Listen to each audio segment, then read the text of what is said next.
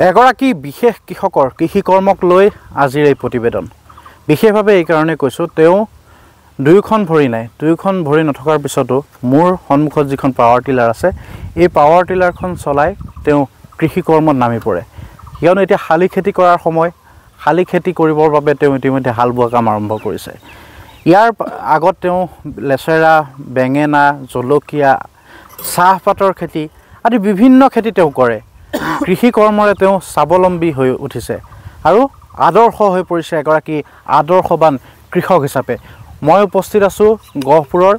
চন্দামাৰী বঙালী গাঁৱত মই উপস্থিত আছোঁ আৰু মোৰ সৈতে আছে এগৰাকী বিশেষ কৃষক গোপাল নাগ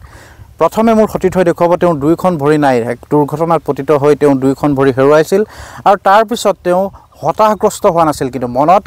অদম্য সাহস কৰ্মস্পৃহা লৈ তেওঁ নামি পৰিল কৃষি কৰ্মত আৰু বিভিন্ন খেতি তেওঁ কৰিলে ইতিমধ্যে জনাইছোঁ বেঙেনা লেচেৰা জিকা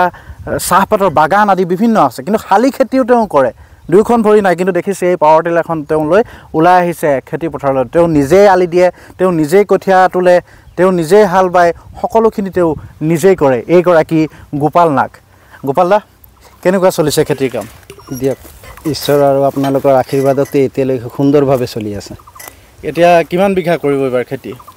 এইবাৰ মোৰ আছে এইফালে 5 বিঘা এইফালে 4 বিঘা 9 বিঘা আছে খালি খেতি বাকী চাহপাত বাগানটো আছেই চাহপাত বাগান আপোনাৰ 4 বিঘা খেতি আছে এতিয়া আপোনাৰ শাক পাচলিৰ ভিতৰত এতিয়া আপোনাৰ লেচেৰামাহ আছে ভোট জলকীয়া আছে এনে নৰ্মেল জলকীয়া আছে তাৰপিছত ভোল আছে বেঙেনা আছে জিকা আছে বিক্ৰী কৰা হৈছে নাই কৰি আছোঁ লাহে লাহে দাম পাইছে নাই এতিয়াতো ইলেকশ্যনৰ যোৱাৰ পিছতে নিৰ্বাচনৰ ফলাফল ঘোষণা হ'ল তাৰপিছতে কেইবাবিধো শাক পাচলিয়ে কিন্তু চেঞ্চুৰী পাৰ কৰিছে আপুনি দাম পাইছে নাই মই আপুনি ক'লে বিচাৰ নকৰিব যে মই 12টা মাহ যে এই যে খেতি কৰোঁ যে মোৰ কিছুমান পাৰ্মানেণ্ট আপোনাৰ বেপাৰী আছে তেওঁলোকৰ যিখিনি ৰেট দিয়ে যে ধুনীয়া দিয়ে কিন্তু তেনেকুৱা যে বহু ক্ষেত্ৰত মই দেখি পাওঁ নিউজতো যে ধৰক পাচলিৰ দাম ইমান কমি গৈছে খেতিয়কৰ কি অৱস্থা হ'ব কিন্তু এতিয়ালৈকে ঈশ্বৰৰ আশীৰ্বাদত কৈছে ন মই সুন্দৰভাৱে ধুনীয়া ৰেট পাই আছোঁ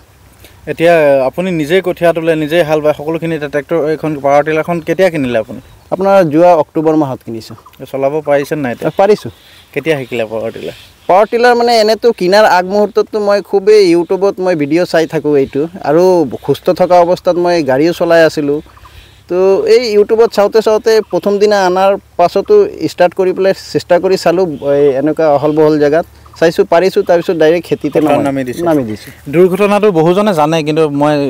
যিসকলে নাজানে তেওঁলোকৰ বাবে সুধিছোঁ দুৰ্ঘটনাটো কেতিয়া হৈছিল কেনেকৈ হৈছিল তাৰপিছত আপুনি খেতিলৈ কৃষি কৰ্মলৈ কেনেকৈ আহিল আপোনাৰ দুৰ্ঘটনা আপোনাৰ 2014 চনত আপোনাৰ লগৰীয়া এজনক লগ কৰিবৰ কাৰণে যোৰাবাটত নামিছিলোঁ তাৰপিছত নামি পেলাই যেতিয়া মই বাছ ষ্টপ ফালে যোৱাৰ অৱস্থাত এখন বাহনে পিছফালে দি খুন্দিয়াত ফলত এই দুৰ্ঘটনা হয় ভৰি দুখন হেৰুৱাব মানে তৎক্ষণাততো ভৰি হেৰুৱা নাছিলোঁ ধৰক চিকিৎসকে বহুবাৰ চেষ্টা কৰিছিলে অস্ত্ৰোপচাৰ কৰিলে আপোনাৰ 5 বাৰমান কিন্তু তেওঁলোকে বচাব নোৱাৰিলে ভৰি লাষ্ট টাইমত এম্পুটেশ্যন কৰি দিব লগা হৈছে কঠীয়া পাৰিলে নাই পাৰিছোঁ